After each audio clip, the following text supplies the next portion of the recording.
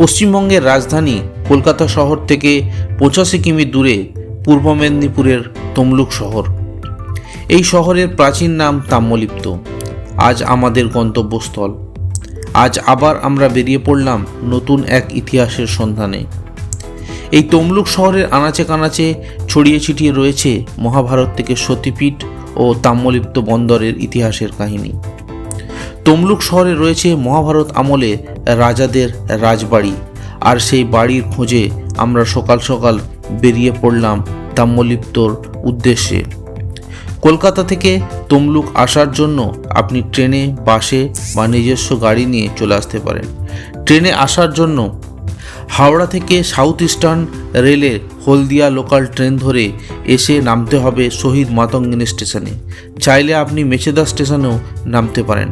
মেচেদা স্টেশনে নেমে সেইখান থেকে বাসে চলে আসতে হবে তমলুক বাসস্টপ। তমলুক বাসস্টপ থেকে টোটোয় করে আপনি চলে আসবেন এই রাজবাড়ি। শহীদ মাতঙ্গিনী স্টেশনে নেমে টোটোয় করে 10 টাকার বিনিময়ে চলে আসুন তমলুক থানার সামনে। থানার উল্টো দিকেই রাজবাড়ির গেট।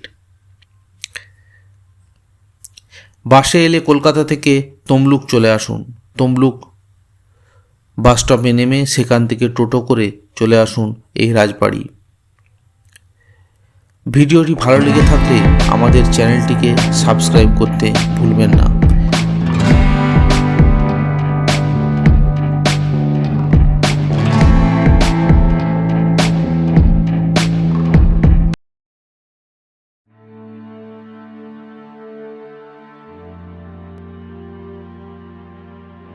তমলুক রাজবাড়ি ঢোকার মুখেই তোরণের বাঁদিকে নজরুলের স্ট্যাচুকে প্রণাম জানিয়ে আমরা রাজবাড়ির অন্দরমহলে ঢুকে পড়লাম। খ্রিস্টপূর্ব 5ম শতাব্দীতে ময়ূর বংশের রাজাদের দ্বারা নির্মিত হয়েছে এই রাজবাড়ি, এবং এই রাজা স্বয়ং দ্রৌপদীর স্বয়ম্বর সভাতে উপস্থিত ছিলেন। মহাভারত থেকে শুরু করে বাংলার স্বাধীনতার উজ্জ্বল অধ্যায়ের সাক্ষী এই রাজবাড়ি। এই রাজবাড়িতে বিশ্ববরেণ্য নেতা নেতাজি সুভাষচন্দ্র বসুর পদধূলি পড়েছে। বাংলার প্রাচীন ইতিহাসে উল্লেখযোগ্য তাম্রলিপ্ত বন্দরের কথা। এই বন্দরের সাথে হিন্দু বৌদ্ধ দুই ধর্মের মানুষ জড়িয়ে রয়েছে।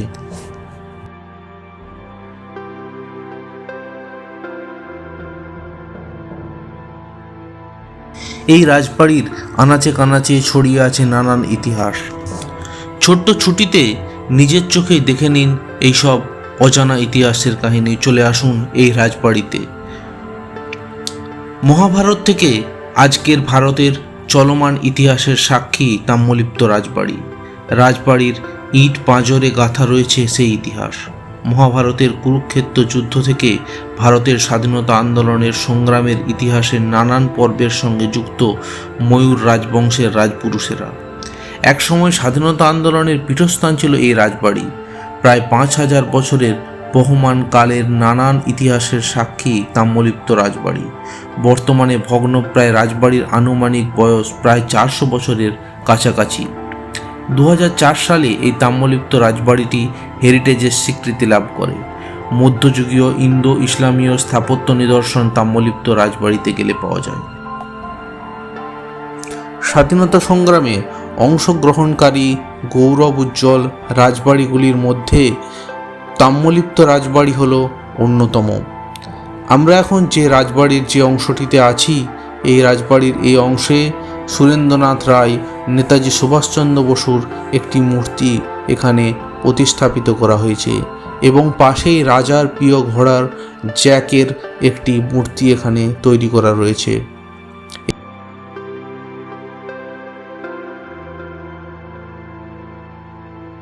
নমস্কার, ট্রাভেল উইথ সোমেশ চ্যানেলে আপনাদের সবাইকে স্বাগত। আজ আমরা এসেছি তমলুক তাম্রলিপ্ত পুরনো রাজবাড়ি দেখতে, যেটা কিনা বহু বছর আগে, যার সাথে মহাভারতের কানেকশন আছে, সেই রাজবাড়ি আজ আমরা ঘুরে দেখছি। এবং এই রাজবাড়িতে একসময় নেতাজি সুভাষচন্দ্র বোস এসেছিলেন এই রাজবাড়িতে, এবং এই রাজবাড়ির সাথে ইতিহাসের বহু সংযোগ আছে, এবং এই রাজবাড়ির সঙ্গে স্বাধীনতা আন্দোলনেরও একটা বিরাট ইতিহাস জড়িয়ে আছে সেই রাজবাড়ি আমরা দেখতে এসেছি। সেই রাজবাড়ি টোটালি আজকে প্রায় ভগ্ন হয়ে গেছে, অধিকাংশই ভগ্ন হয়ে গেছে। আমরা দেখতে পাচ্ছি রাজবাড়ির অংশগুলো প্রায় ভেঙে চুরে গেছে, কিন্তু এই ভাঙাচুরা অংশ নিয়েও এর যে একটা প্রাচীন মাহাত্ম্য, সেই মাহাত্ম্য নিয়ে আজও দাঁড়িয়ে আছে এই রাজবাড়ি। সেই ইতিহাস পুনরুদ্ধারে, সেই ইতিহাসের খোঁজে আমরা এসেছি। আমরা এখন নিচের দিকে যদি দেখি, এখানে এক সময় হয়তো সুড়ঙ্গ ছিল, আজ আর সেই সুড়ঙ্গ নেই। সেই সুড়ঙ্গ আজকে ভেঙে চুরে গেছে। নিচে একটা আন্ডারগ্রাউন্ড ফ্লোর ছিল, একটা সুড়ঙ্গ ছিল। সেই সুড়ঙ্গ এক সময় হয়তো এখানে রাজাদের ধন সম্পদ মজুদ থাকতো, কিন্তু সেই ধন সম্পদ বর্তমানে আর নেই। সেটা হয়তো কালের নিয়মে শেষ হয়ে গেছে, জরাজীর্ণ ধ্বংসবশেষ এই রাজবাড়ি। হয়তো এক সময় মৃদাঙ্গের ঢোল বেজে উঠত এবং নৃত্যাঙ্গনের নৃত্য গীত দিয়ে এই রাজবাড়ি সুরে মাতিয়ে উঠত, কিন্তু আজ সেই রাজবাড়ি আমরা দেখছি টোটালি ধ্বংস হয়ে গেছে। তার ধ্বংসবশেষ জায়গায় জায়গায় ছেড়ে ছেড়ে পড়ছে, যেটা এখন বিপজ্জনক বাড়িতে পরিণত হয়েছে। কিন্তু তাও প্রচুর মানুষ এই রাজবাড়ি দেখতে আসে। অনেকে এটাকে পুরনো বাড়ি ভেবে ফটোগ্রাফি করতে আসে, কিন্তু অ্যাকচুয়ালি যে ইতিহাসটা আছে সেটা কিন্তু খুবই গুরুত্বপূর্ণ, এই রাজবাড়ির ইতিহাসটা। আমরা এখানে এসেছি, আমরা অ্যাকচুয়ালি গেছিলাম প্রথম বর্গভীমার মন্দির। সেই মন্দির আমরা মায়ের দর্শন করে পুজো দিয়ে তারপর আমরা এই রাজবাড়িতে আসি। বর্গভীমার মন্দির থেকে এর দূরত্ব জাস্ট 1 কিলোমিটার মতো। এখানে আমরা এলাম এই রাজবাড়ি ঘুরে দেখতে। চলুন আমরা এই রাজবাড়ি আপনাদের ঘুরে দেখাই। স্তম্ভলিপ্ত রাজপরিবারের উল্লেখ পাওয়া যায় মহাভারতে।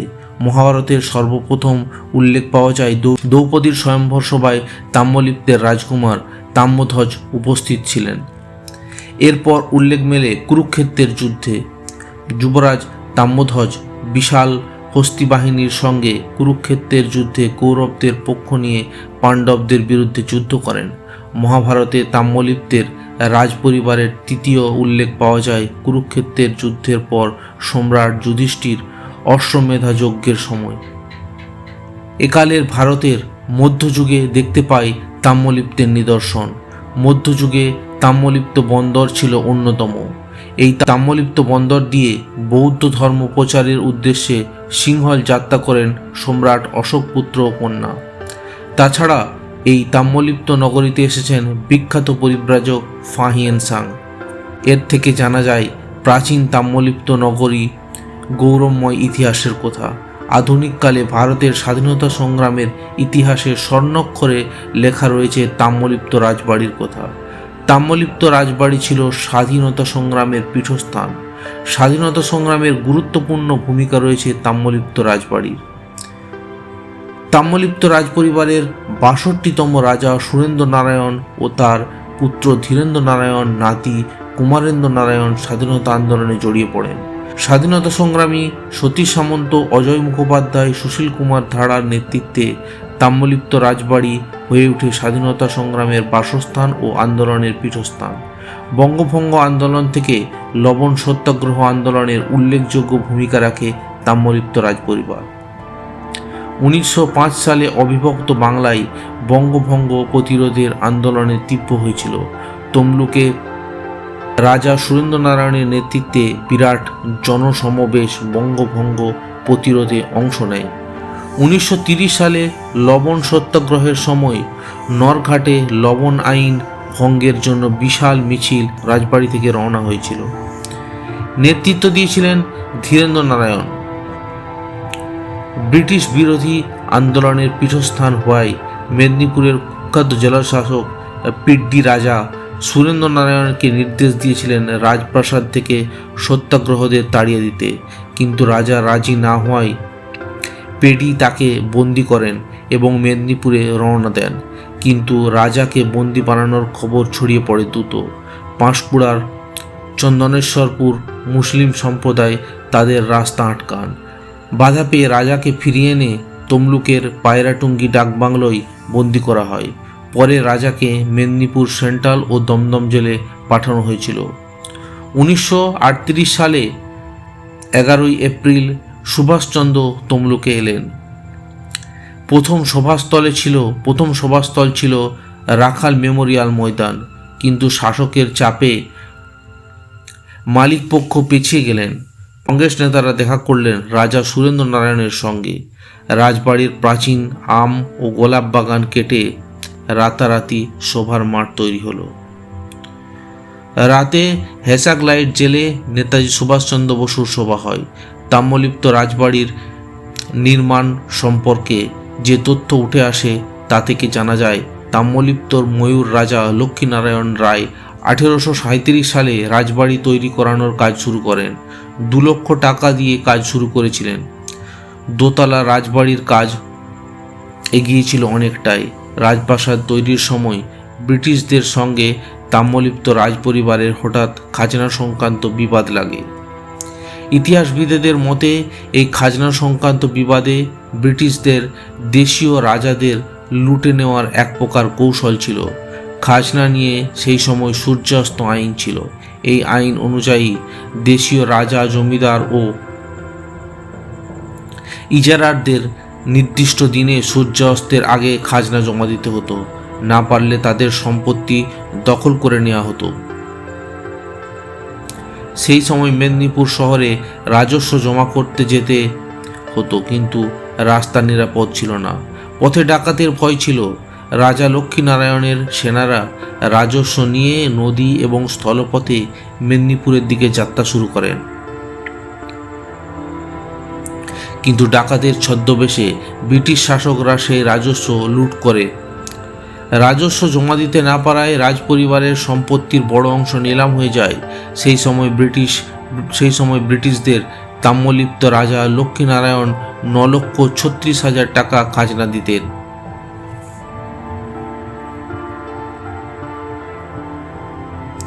সম্পত্তি নিলাম হওয়ায় তিনি প্রাসাদ নির্মাণ সম্পূর্ণ করতে পারেননি। 1349 বঙ্গাব্দে ঝড়ে ক্ষতিগ্রস্ত হয়েছিল তাম্রলিপ্তর পুরনো রাজপ্রাসাদ।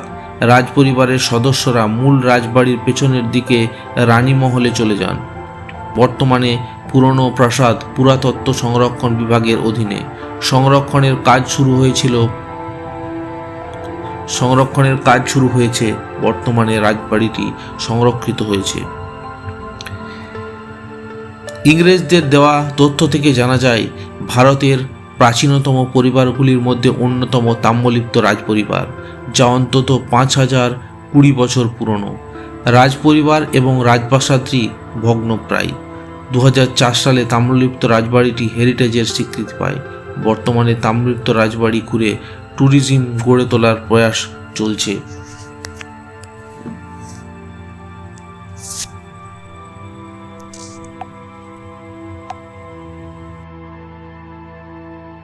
ঐতিহাসিক স্মৃতিবিজড়িত শহর তাম্রলিপ্ত, বর্তমানে যা তমলুক নামে পরিচিত।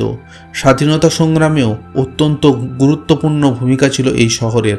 তমলুক রাজবাড়ির বংশতালিকায় সর্বপ্রথম রাজা হিসাবে রাজা ময়ূরধ্বজের নাম দেখতে পাওয়া যায়। তবে রূপনারায়ণ দিয়ে অনেক জল বয়ে গেছে, নদীর স্রোত ভাসিয়ে নিয়ে গেছে অনেক ইমারত, দুর্গ, সৌধ। তবে সব কিছুকে উপেক্ষা করে যেটুকু টিকে আছে তাও ফেলনা নয়। রাজবাড়ির অনেকটি এলাকা নিয়ে একটু উঁচুতে অবস্থিত। বড় বড় বটগাছের ঝুড়ি নেমেছে। বর্তমানে ভাঙা পরিত্যক্ত অবস্থায় রয়েছে। স্বাধীনতা সংগ্রামের ইতিহাসে এই রাজবাড়ির অবদান কিছু কম নয়। তাম্রলিপ্ত রাজবাড়ির দশা ধ্বংসপ্রাপ্ত হলেও রাজবাড়ির চারিদিকে ঘুরে বেড়িয়ে ইতিহাসের ঘ্রাণ নিতে মন্দ লাগবে না। মহাভারত থেকে স্বাধীনতা সংগ্রামের ইতিহাস জড়িয়ে রয়েছে এই রাজবাড়ির আঙ্গিকভাবে। রাজবাড়ির ধ্বংসাবশেষের ডান দিকে রয়েছে রাধা মাধব ও রাধারমণের মন্দির। উত্তরে রয়েছে রাধা মাধব, দক্ষিণে রয়েছে রাধারমণের মন্দির।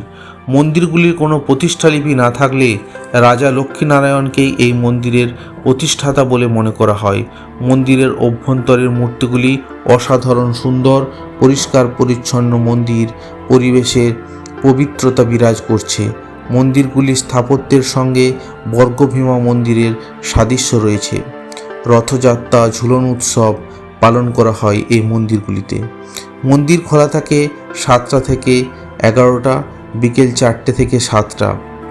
এই মন্দির দেখে আপনি চলে আসতে পারেন রামজিউয়ের মন্দির, জগন্নাথ মন্দির, ঘাটপুকুর জলাশয়, জিষ্ণুহরি মন্দির ও গৌরাঙ্গ মহাপ্রভুর মন্দির, আর্কিওলজিক্যাল মিউজিয়াম।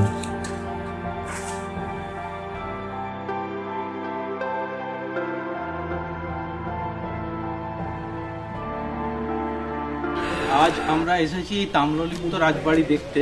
তো এই তাম্রলিপ্ত রাজবাড়ির একটা বিরাট বড় ইতিহাস আছে, যে ইতিহাস ব্যাখ্যা করতে গেলে আমাদের একটা প্রচুর লেন্দি সময় চলে যাবে।